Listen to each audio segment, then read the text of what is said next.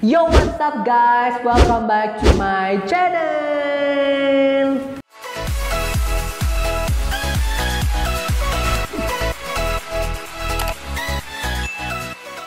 Apa kabar semuanya? Kembali lagi di channel Boradori. Oke, jadi video ini aku dedikasikan buat teman-teman semua yang mau tahu gimana sih Kak caranya apply visa Jepang, karena aku mau main-main nih ke Jepang. Nah, pas banget. Kali ini aku akan kasih tahu kalian secara detail gimana caranya kalian mendapatkan visa ke Jepang.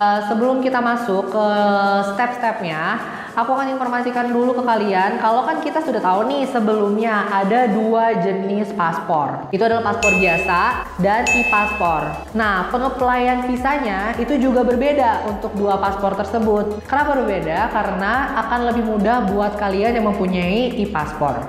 Kak, katanya kalau ke Jepang bebas visa. Iya, betul. Namun pengertiannya bukan seperti itu guys. Bukan bebas visa, melainkan kalian nggak perlu apply visa yang rumit seperti si paspor biasa. Biarpun memang kalau menggunakan e-paspor itu nanti kalian jadi bebas visa, bukan berarti kalian bisa langsung pergi gitu aja. Tetapi kalian tetap harus melakukan apply untuk stiker waiver untuk bisa pergi ke Jepang. Nah, apply-nya itu nggak rumit. Jadi kalian cuma butuh stiker dari imigrasi Jepang di paspor kalian. Jadi kalian bisa pergi ke sana tanpa harus apply visa seperti paspor biasa. Itulah yang dimaksud bebas visa. Sekarang yang pertama kita akan bahas gimana caranya bisa dapat visa waiver atau stiker bebas visa untuk e-paspor. Oke, jadi sekarang kita akan membahas persyaratannya apa aja sih dokumen yang diperlukan untuk bisa apply visa waiver untuk yang memiliki e-paspor. Yang pertama adalah iktp. Nah, untuk melakukan apply visa Jepang ini bisa dilakukan di kantor VFS Global yang ada di Lotte Shopping Avenue persis sebelah XX1 ya guys. Jadi kalian bisa buat di kantornya VFS Global yang ada di sana. Ini khusus untuk yang di daerah Jakarta ya. Kalau untuk di daerah-daerah lain mungkin kalian bisa cek di Google di mana aja tempatnya yang kalian bisa buat apply visa ke Jepang. Sekarang kita akan masuk ke dokumen apa aja yang kalian perlu persiapkan untuk melakukan apply visa Jepang untuk paspor yang e-paspor ya. Ini kita bahas e-paspor dulu, which is itu adalah visa atau stiker waiver. Yang pertama yang harus kalian siapkan dan pastinya adalah e-paspor kalian. Yang kedua, kalian juga harus mempersiapkan formulir permohonan visa untuk bisa apply visa waivernya. Nah, kalian bisa dapetin di mana? Itu kalian bisa buka di websitenya VFS Global. Nah, kalian bisa download di sana. Nah, kalau kalian nggak mau download, nggak apa-apa. Kalian bisa dapat visanya di kantor VFS Global ketika kalian mau apply visa. Nah, kalau kalian nggak mau ngeprint capek-capek di rumah, nggak apa-apa. Kalian bisa langsung ke kantor VFS Global. Di sana kalian bisa dapetin formnya dan habis itu kalian bisa langsung isi di sana untuk melakukan pengapply visa waivernya. Gampang banget kan kalau misalnya kalian mau apply visa waiver untuk e-paspor. Jadi visa waiver ini berlaku untuk 3 tahun. Jadi selama 3 tahun ini kalian bisa bebas nih bolak-balik ke Jepang. Satu kali keberangkatannya itu hanya berlaku 15 hari.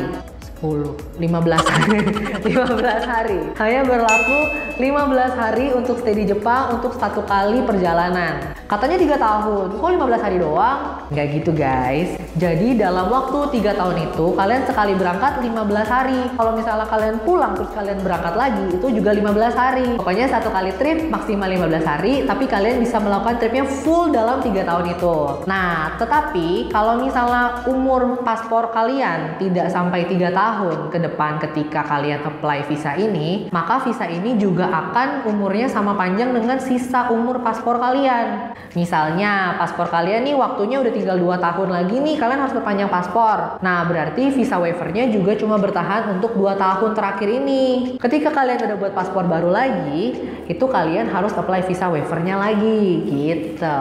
Sekarang kita akan bahas apply visa Jepang untuk paspor biasa. Karena banyak banget dokumen untuk persyaratan yang perlu kalian persiapkan. So, simak baik-baik ya. Dokumen yang perlu kalian siapkan pertama adalah yang pasti paspor kalian. Paspor biasa tentunya. Kalau di paspor kalian nggak perlu nonton step yang ini. Yang perlu kalian siapkan kedua adalah form apply visa. Form ini sama, kalian bisa download di VFS Global di websitenya. Atau kalau kalian nggak mau download, it's okay. Kalian bisa dapetin formnya ketika kalian sampai di kantor VFS Global. Yang ketiga adalah pas foto dalam kurun waktu 6 bulan terakhir dengan ukuran 4,5 kali 4,5 dengan background polos. Ya kalau untuk bajunya pastinya di foto bajunya yang rapi ya, yang mukanya juga terlihat jelas dan backgroundnya polos, jangan background bercorak-corak. Warna boleh tapi tidak corak. Yang keempat adalah fotokopi IKTP kalian.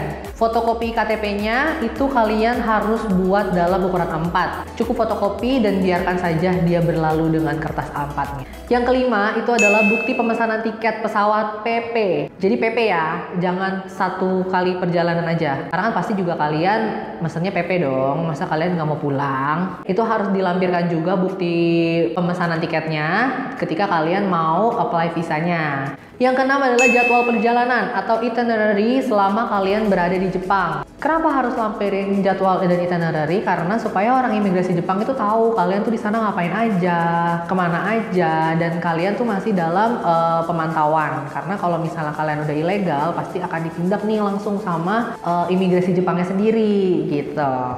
Berikutnya, dokumen yang perlu disiapkan ketujuh. Ini adalah dokumen yang harus kalian siapkan kalau kalian di sana mengunjungi keluarga atau kerabat. Jadi harus ada dokumen undangan atau invitation dari kerabat atau keluarga kalian yang tinggal di sana, dan itu juga harus dilampirkan. Tapi kalau misalnya kalian mau jalan-jalan, ini dokumen tidak perlu sebetulnya, gitu. Jadi ini kalau untuk kalian yang mau berkunjung atau mengunjungi keluarga dan kerabat kalian yang ada di Jepang.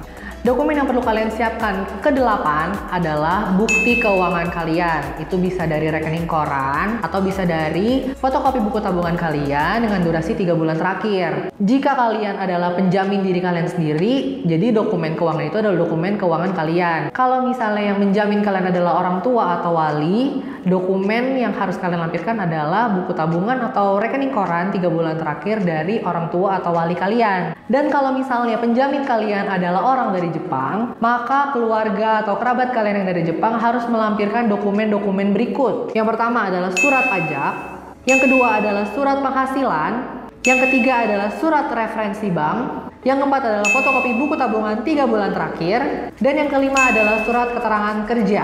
Nah, itu yang perlu disiapkan kalau penjamin kalian adalah kerabat atau keluarga kalian yang tinggal di Jepang. Nah, itu semua adalah dokumen-dokumen yang perlu kalian siapkan kalau kalian mau buat visa Jepang untuk paspor biasa dan e-paspor. Sekarang kita akan masuk ke step-stepnya, gimana caranya kita apply visa Jepang di kantor VFS Global. Yang pertama, kalian tinggal datang aja, membawa semua dokumen-dokumen kalian yang kalian perlukan untuk apply visa sesuai jenis paspor masing-masing ke kantornya yang ada di Lotte Shopping Avenue. Kemudian kalian mengambil nomor antrian, dan kalau kalian belum ada form pengajuan visanya, kalian bisa minta di counter. Kemudian sambil menunggu nomor antrian kalian dipanggil, kalian sambil mengisi form yang tadi kalian sudah minta. Setelah kalian ambil formnya, kalian masuk ke dalam, kalian tunggu sampai nomor kalian dipanggil, dan juga sembari menunggu kalian mengisi form yang sudah kalian dapatkan tadi. Nah, ketika nomor antrian kalian sudah dipanggil untuk penyerahan dokumen, dokumen kalian akan dicek semua kelengkapannya. Setelah itu kalian akan mendapatkan struk billing untuk melakukan pembayaran atas visa yang kalian buat. Setelah semua dokumen kalian dicek, kalian akan mendapatkan nomor antrian baru untuk bisa melakukan pembayaran di kasir VFS Global untuk visa yang kalian buat. Nah, aku akan kasih tahu kalian nih harga-harganya. Untuk visa waiver itu harganya 120.000. Untuk visa single harganya 570.000. Untuk visa multiple harganya 960.000. Nah, itu dia harga-harganya, dan kemudian kalian tinggal langsung bayarkan di kasir VFS Global sesuai nomor antrian yang kalian dapat. Dan pembayarannya di kasir itu bisa pakai cash, bisa pakai debit, bisa pakai kartu kredit. Dan kemudian setelah itu prosesnya adalah kalian harus menunggu selama 5 hari kerja. Berarti tidak terhitung Sabtu dan Minggu ya. Setelah 5 hari kerja, kalian akan mendapatkan email dari VFS Global kalau visa kalian sudah jadi dan sudah bisa diambil. Kak, kalau misalnya aku nggak bisa ngambil gimana? Tenang, jangan sedih, jangan gundah. VFS Global bisa anter loh visa kamu ke rumah kalau kamu nggak bisa ambil. Tapi kalian harus bilang di awal ya, soalnya ada charge-nya sendiri. Oke? Kak, bedanya multiple sama single apa sih, Kak?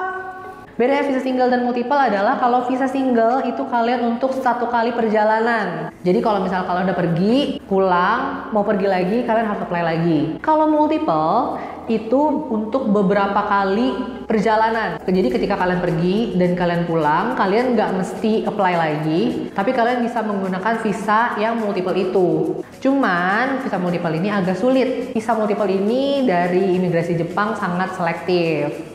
Ya, itu dia video hari ini. Thank you so much for watching. Semoga video ini bisa menjadi panduan yang baik untuk kalian semua yang mau melakukan pengeplaian visa untuk jalan-jalan ke Jepang.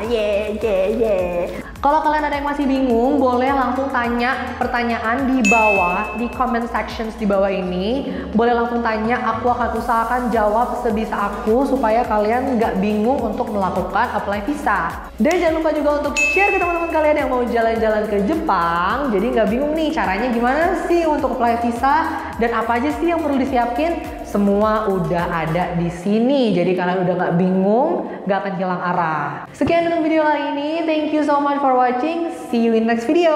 Bye bye.